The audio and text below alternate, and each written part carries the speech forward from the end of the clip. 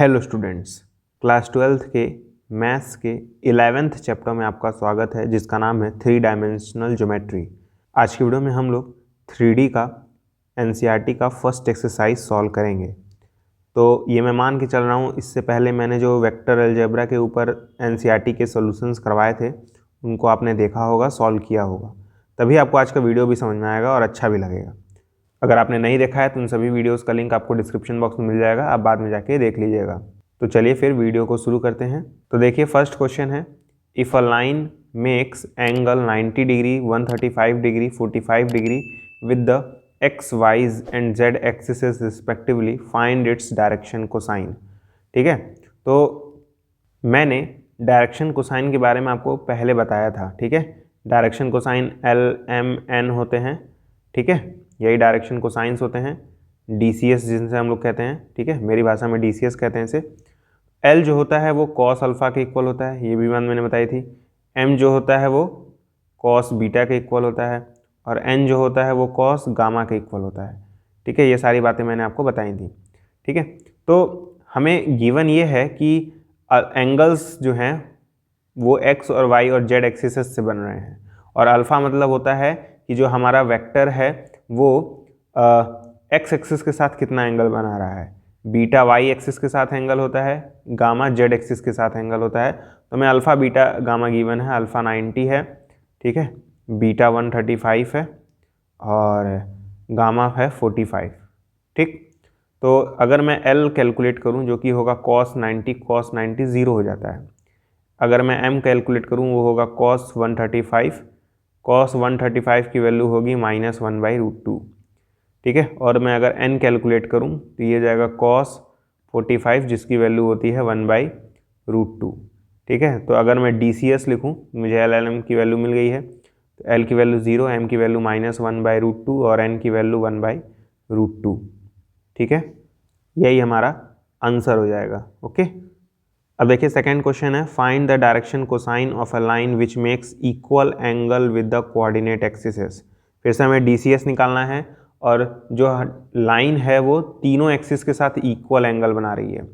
ठीक है, मतलब अल्फ़ा बराबर बीटा बराबर गामा, यानी तीनों एंगल बराबर हैं। इन्हीं को ही हम लोग एंगल्स कहते थे, जो लाइन बनाती है तीनों एक्सिस के साथ। सपोज करिए ये 3 एक्सिस हैं, ये x एक्सिस, y एक्सिस और ये z एक्सिस। ठीक है, और आपके पास एक लाइन है, सपोज करिए इस तरह से एक लाइन है। ठीक है, क्वेश्चन में बोला है ये जो लाइन है वो x एक्सिस के साथ भी वही एंगल बना रही है जो y एक्सिस के साथ बना रही है। ठीक है, यानी यहाँ पे भी अल्फ़ा बन रहा है और z एक्सिस के साथ भी अल्फ़ा ही बन रहा है, तीनों एंगल आपस में बराबर हैं। ठीक है, तो हमें इसका DCS यानी डायरेक्शन कोसाइन निकालना है। तो तीनों अगर एंगल बराबर हैं तो L बराबर होता है कॉस अल्फ़ा, M बराबर होता है कॉस बीटा और N बराबर होता है कॉस गामा। तो क्योंकि तीनों एंगल अल्फ़ा ही हैं तो मैं M को भी लिख सकता हूँ कॉस अल्फ़ा, है ना, और N को भी मैं लिख सकता हूँ कॉस अल्फ़ा, क्योंकि यहाँ पे अल्फ़ा होगा, गलती से मैंने गामा लिख दिया है, कॉस अल्फ़ा। ठीक है, आप समझ रहे हैं क्या हुआ है, तीनों एक्सिस से इक्वल एंगल बन रहा है, ऐसा क्वेश्चन में ही बोल दिया है। यानी अल्फ़ा बीटा गामा बराबर हैं तो L की वैल्यू कॉस अल्फ़ा, M की वैल्यू कॉस बीटा होता है, लेकिन बीटा की जगह हम लोग अल्फ़ा लिख सकते हैं, यहाँ पे भी कॉस अल्फ़ा हो जाएगा। N की जगह कॉस गामा होता है, गामा की जगह अल्फ़ा लिख सकते हैं तो हो जाएगा कॉस गामा। और मुझे एक रिलेशन पता है, फिलहाल अभी यहाँ से देखते हैं कि L की भी वैल्यू कॉस अल्फ़ा आ रही है, M की भी वैल्यू कॉस अल्फ़ा आ रही है, N की भी वैल्यू कॉस अल्फ़ा आ रही है। ठीक है, तो आपने एक फॉर्मूला पढ़ा होगा कि L² plus M² plus N² जो होता है वो 1 के इक्वल होता है। ये फॉर्मूला बहुत ही इंपॉर्टेंट है। ठीक है, ये बहुत इंपॉर्टेंट फॉर्मूला है, मैं आपको बता दे रहा हूँ। तो आप ये देख सकते हैं L, M, N तीनों बराबर ही तो हैं, क्योंकि तीनों ही कॉस अल्फ़ा के इक्वल हैं, तो तीनों इक्वल हैं आपस में। तो मैं ऐसा कह सकता हूँ L जो है वो M के बराबर है, N के बराबर है। तो जहाँ जहाँ M है वहाँ पे मैं L लिख दूंगा, तो यहाँ पे भी L² हो जाएगा, N की जगह भी L लिख दूंगा तो ये जाएगा L का स्क्वायर इक्वल्स टू 1, तो यहाँ पे हो जाएगा 3L² इक्वल्स टू 1। ठीक है, यहाँ से जाएगा L² इक्वल्स टू 1/3, या फिर मैं कहूँ L equals two plus minus 1/√3। ठीक है, तो ये L की वैल्यू आ गई। अब यही M की भी वैल्यू होगी, यही N की भी वैल्यू हो जाएगी, तो DCS हमारा क्या हो जाएगा, DCS हो जाएगा प्लस माइनस 1/√3। ठीक है, M की भी वैल्यू प्लस माइनस 1/√3 और N की भी वैल्यू प्लस माइनस 1/√3। √3, ठीक है, क्योंकि DCS हमारा क्या होता है, LMN होता है ना, अभी मैंने आपको बताया था पहले क्वेश्चन में। तो L की वैल्यू मैंने पुट कर दी, M की वैल्यू और N की वैल्यू पुट कर दी, आंसर आ गया। अब देखिए थर्ड क्वेश्चन है, if a line has the direction ratio as this this and this then what are the direction cosines. तो हमें DRS गिवन है, डायरेक्शन रेशियो हमें गिवन है, हमें DCS निकालना है, डायरेक्शन कोसाइन, ठीक है। तो हमें DRS गिवन है, DRS मतलब डायरेक्शन रेशियो -18, 12 और -4, ठीक है। तो मैं आपको एक रिलेशन बता रहा हूँ कि अगर हमारे पास DRS गिवन होता है, मान लीजिए ABC गिवन है, तो हम लोग DCS फाइंड कर सकते हैं, डायरेक्शन कोसाइन फाइंड कर सकते हैं। डायरेक्शन कोसाइन आप जानते हैं LMN होता है, तो आप L की वैल्यू निकाल सकते हैं। L का फॉर्मूला हो जाएगा A/√A² + B² + C², ठीक है।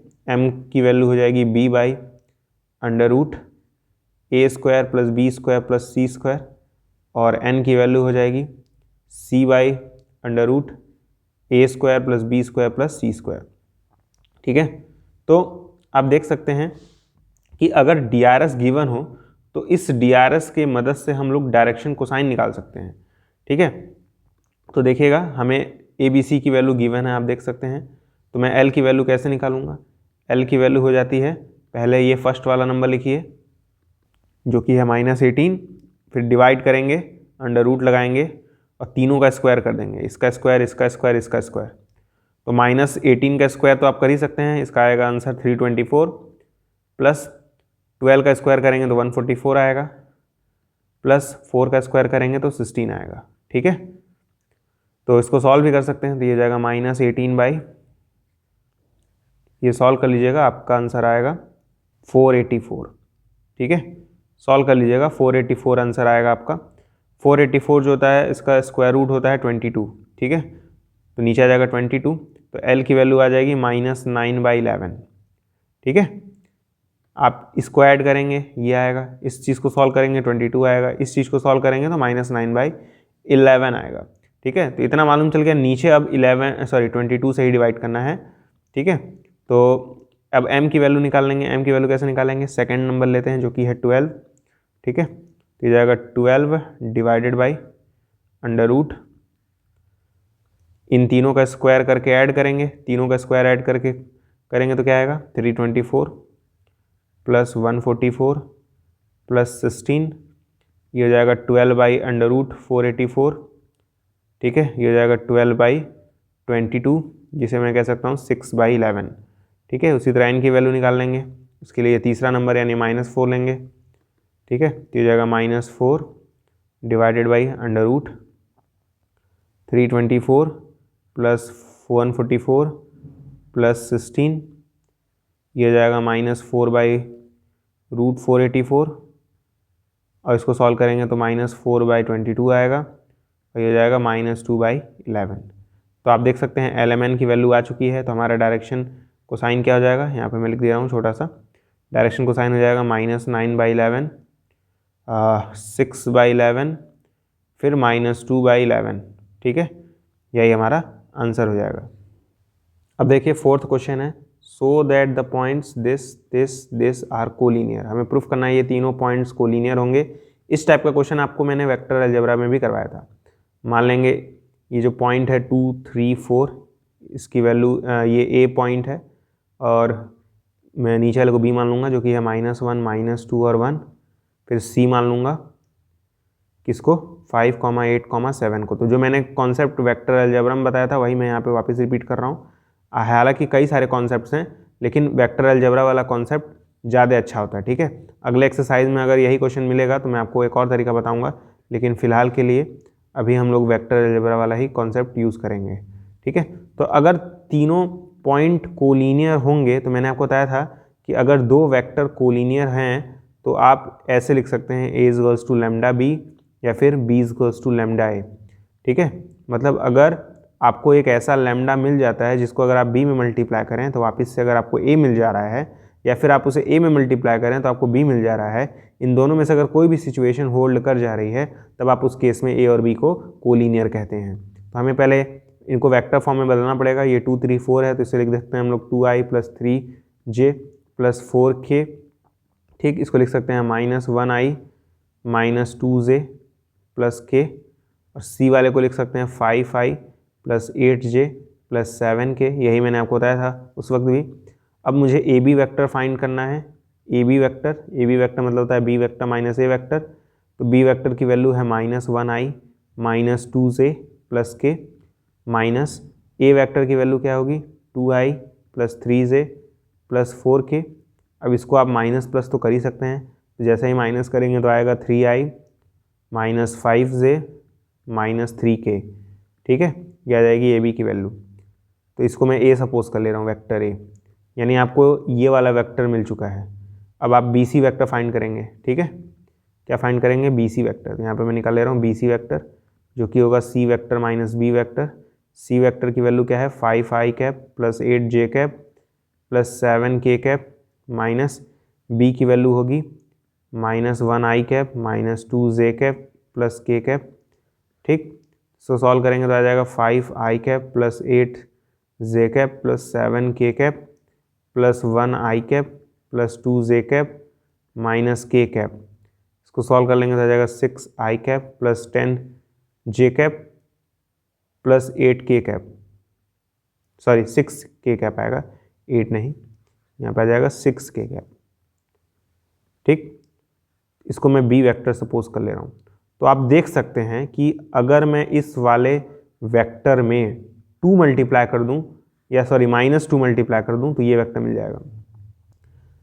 आप ही सोचिए, ये जो a है इसमें अगर मैं -2 से मल्टीप्लाई कर दूं, तो -2 जब -3 में मल्टीप्लाई होगा तो +6 आ जाएगा, -2 जब -5 में मल्टीप्लाई होगा तो +10 आ जाएगा, -2 जब -3 में मल्टीप्लाई होगा तो 6 आ जाएगा। तो यानी अगर मैं a वेक्टर में -2 मल्टीप्लाई कर दूंगा तो मुझे b वेक्टर मिल जाएगा, ऐसा मैं कह सकता हूँ। तो आप देख सकते हैं मुझे ये वाला कंडीशन मिल गया है ना, मुझे एक ऐसा लैम्डा मिल गया कि जिसको मैं अगर a में मल्टीप्लाई कर रहा हूँ तो b वेक्टर मिल जा रहा है। तो जब भी इस तरह से कोई लैम्डा मिल जाता है तब आप कहते हैं a vector and b vector are collinear. a और b क्या है, कोलिनियर है। a वेक्टर और b वेक्टर कोलिनियर है, मतलब ये वाला वेक्टर और ये वाला वेक्टर एक ही लाइन में है, तो इसका मतलब ये तीनों पॉइंट्स एक ही लाइन में होंगे। तो यहाँ से हम लोग फर्दर लिखेंगे आगे, this implies a, b, c are collinear. ठीक है, अब देखिए 5th क्वेश्चन है, find the direction cosine of the side of the triangle whose vertices are this this and this. तो देखिए आपको कह रहा है कि आपके पास एक ट्रायंगल है, तो सबसे पहले ट्रायंगल बनाएंगे। इस ट्रायंगल में हमें वर्टिसेस गिवन है 3, 5, -4, एक है -1, 1, 2 और एक है -5, -5, -2। तो देखिए आपके पास पॉइंट्स गिवन है। ठीक है, इन्हीं पॉइंट से पहले हम लोग इस वाले लाइन का डायरेक्शन रेशियो निकालेंगे, और उसका तरीका ये होता है कि आप इसमें से इसको माइनस कर देंगे। तो माइनस करने पे बाद मिलेगा क्या, जब -1 को, जैसे देखिए क्या करेंगे, -1 -3 करेंगे, कॉमा, अब इस 1 में इस 5 को माइनस करेंगे, दैट इज़ 1 - 5। उसी तरह इस 2 को इस -4 में सॉल्व करेंगे तो 2 -4 हो जाएगा। क्या आपको मेरी बात समझ आई? अगर आपको डायरेक्शन कोसाइन चाहिए तो पहले इस वाले लाइन का डायरेक्शन रेशियो निकालना पड़ेगा। ठीक है, तो इस -1 को माइनस करेंगे 3 के साथ, तो -1 - 3, इस 1 को माइनस करेंगे 5 के साथ, तो 1 - 5, इस 2 को माइनस करेंगे -4 के साथ, तो 2 डबल बार माइनस और 4 आएगा। इसको सॉल्व कर लेते हैं, तो जाएगा -4 और ये 6 हो जाएगा। ठीक है, तो अगर इस पॉइंट को a मान लें, इस पॉइंट को b मान लें, इस पॉइंट को c मान लें, तो डायरेक्शन रेशियो हमें मिल गया AB लाइन का, AB वाले लाइन का डायरेक्शन रेशियो मिल गया, जो कि है -4, फिर है -4, फिर है 6। तो हमें डायरेक्शन कोसाइन निकालना है, मिला है डायरेक्शन रेशियो, तो उसका तरीका क्या होता है, बहुत सिंपल है। DCS निकालने का तरीका क्या है, ये -4 लिखिए, फिर नीचे अंडर रूट लगाइए, तीनों का स्क्वायर कर दीजिए, -4 और 6 का स्क्वायर कर दीजिए, तो 16 + 16 + 36 आ जाएगा। उसी तरह ये दूसरा नंबर लिखिए -4, अगेन वही चीज़, रूट के अंदर तीनों का स्क्वायर, यानी 16 + 16 + 36।